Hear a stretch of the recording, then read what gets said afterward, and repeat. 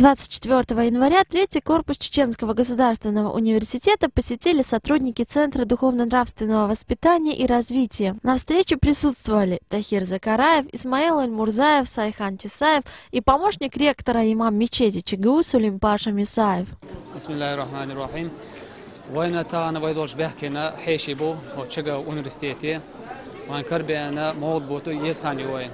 ومول ضبط خلاتها وين أتحيش قميل دير ومول دزلا ديسير مول ديش دزلا ديسير يحبها كان خلبوش بولا حيش ديبارتامنت بوي بريفيت سويتشينسك ريسبوبليكي خز قميل دينا خز مول بوتدق إلي سودينش خاتم جواب لوشا إيش بوغ دبحر قويتان دال مولاها إيش دال قيد عيولش خاننا هر بوغ دقيقة سودينش هر هو تيبن حيهم بدالاتو بول قوي.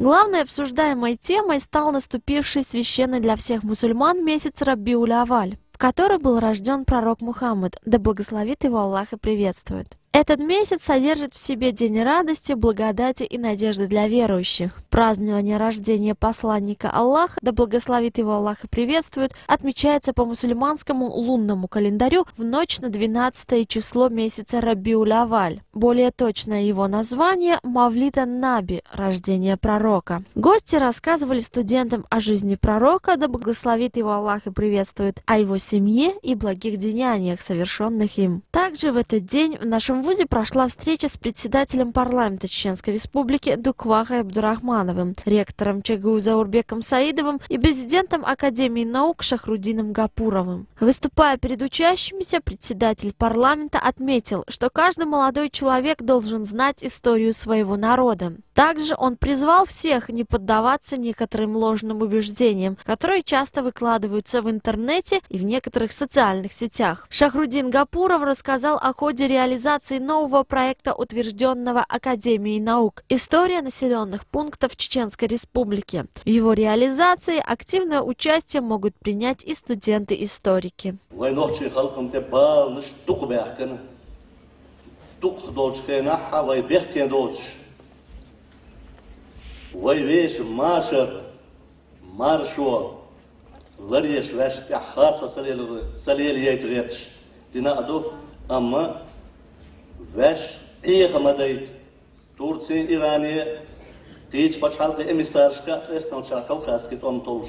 Также в завершении встречи студенты смогли задать гостям интересующие их вопросы. Диана Джабраилова, Турпал Али Мусаев, пресс-служба ЧГУ.